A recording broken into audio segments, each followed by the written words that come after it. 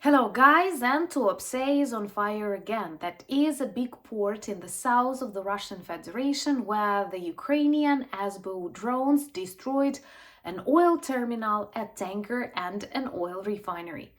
These are the best sanctions against the Russian Rosneft, Putin's wallet. What's interesting, Sochi, a very popular Russian resort and also Putin's favorite residence, had to close its airport again because Russia is a war zone. And thousands of Russian tourists now understand it even better. Combined with constantly dropping oil prices, sanctions, more and more Russian oil companies lose their value. And Urals, together with Rosneft and Lukoil, now break these negative records. So let's discuss what is happening in the south of Russia and with their oil refining industry. My name is Anna, I'm from Ukraine, I'm in Ukraine, and if you want to see the defeat and demilitarization of Russia that has already started, subscribe. We discuss all of that on the channel, and thank God Ukrainian drones provide us a lot of materials for our Russian geography lessons. So today we will travel together with the Ukrainian drones to the south of the Russian Federation. That was always a popular tourist destination. So popular that Putin decided to build his residence there. It was one of his favorite. He spent years there with Alina Kabaeva, his lover or wife, you never know, with these Kremlin goblins. And even the Sochi Olympics took place there, and actually after them, Putin attacked Ukraine for the first time. Now he abandoned this once beautiful place because of the Ukrainian drones and because war returned back to Russia.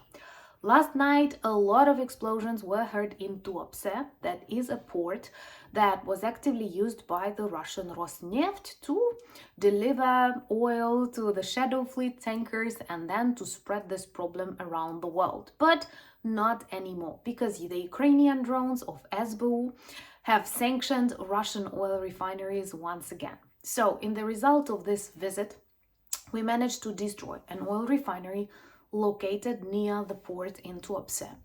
Then we destroyed an oil terminal that Russians were actively using, for loading that oil into tankers and ships, because that's a port.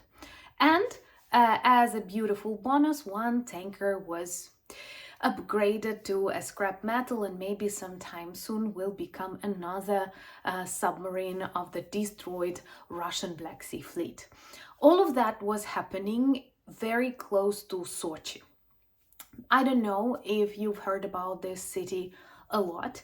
I keep mentioning it in my videos because explosions are pretty often there on the military sites, and also because that's one of the very important cities inside Russia. It was a popular tourism destination. It's pretty rich, and many actually name Sochi the third important city after Moscow and St. Petersburg.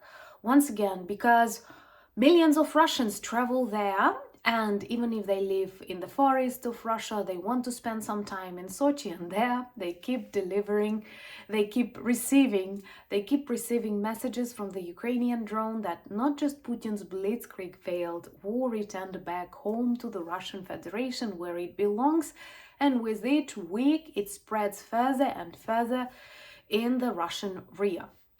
And there are a lot of articles inside of Russia in their newspapers describing how tremendously life changed for Sochi, because fewer and fewer tourists choose it. Now, learning about these destructions of tankers, of oil terminals, they still realize that may spoil their sleep or something like that. And we have a lot of videos and photos that actually prove it. Once again, I think during this year, 2025, the airport of Sochi had to close dozens, if not hundreds of times. And that is one of the busiest airports in Russia. And that's why hundreds of thousands of its passengers received the message: Putin does not control the airspace of the Russian Federation. Hundreds of Ukrainian drones travel unstoppable until they successfully land. with explosions, detonations, and destructions and more Russian oil refineries. And you can guess that these oil refineries, they burn really good. So it's literally impossible not to notice something like that happening. So we may say that those hundreds and thousands of Russians that traveled to Sochi literally exposed themselves to this active special military operation that was developing on the Russian soil, something totally unpredictable. One of the videos that surprised me a lot was where people in Sochi kept commenting that, like, why are you targeting Sochi? You should target Russia, you should target Kremlin. And that again proves that very many people and nations that live inside the Russian Federation do not identify themselves as Russians. And in case of any problems appearing in the situation when war returns back to their territories, they ask this question: why are we suffering? Why are we experiencing this? So, as it turns out, the only way to end this war, to bring lasting peace, is to bring it back to Russia. And that is an important change in the course of war. Those of you who still have doubts, please just think about new Russian experiences in 2024, 2025. Borders they don't control, airspace they don't control, 40% of the destroyed oil refineries, 1 million lost soldiers, and 1% of the Ukrainian territory gained. When Putin promised to his population before the full-scale invasion that it would take 3 days. Now, after 4 years, it's almost longer than the Second World War for the Soviet Union. Explosions are more and more often heard on their strategic sites and locations, like that Tuapse, Sochi, from Putin's favorite residence, from popular tourist destination turned into an active war zone.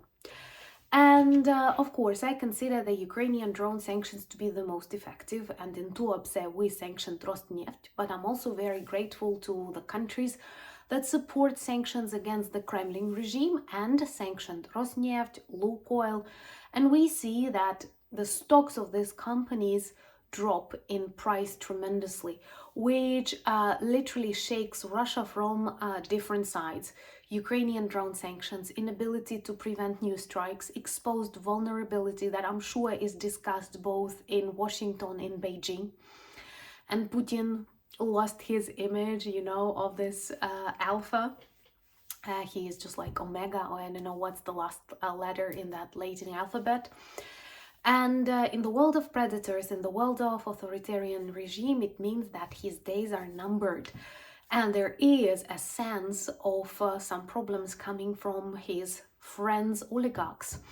I have a separate video about that on Anna Danilchuk channel that I greatly advise you to watch and share, because unfortunately not enough attention is paid to that mafia friends and oligarchy that actually made Putin, and now can destroy his regime together with the Kremlin goblin himself.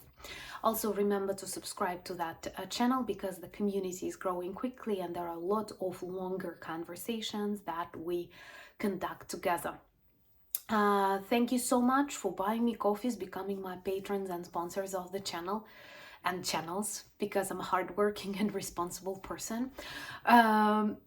And not very polite, right? Remember to subscribe to my Instagram, X, Blue Sky, Discord, Threads.